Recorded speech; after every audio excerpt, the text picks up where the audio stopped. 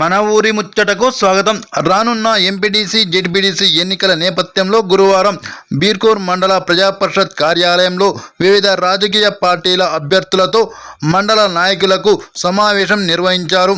ఈ సందర్భంగా బీర్కూర్ ఎంపీడీఓ భానుప్రకాష్ మాట్లాడుతూ మండలంలోని ప్రతి గ్రామ పంచాయతీ పరిధిలో ఓటర్లు ఓటు వేసేందుకు ఏర్పాటు చేసిన పోలింగ్ కేంద్రాలపై వారికి అవగాహన పరిచారు.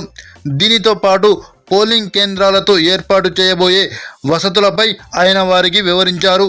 పోలింగ్ కేంద్రాల ఏర్పాటులో బూతుల వారీగా సక్రమంగా అమలు అయ్యే విధంగా నాయకులు పలు నిబంధనలను తూచ తప్పకుండా జాగ్రత్త వహించాలని అన్నారు.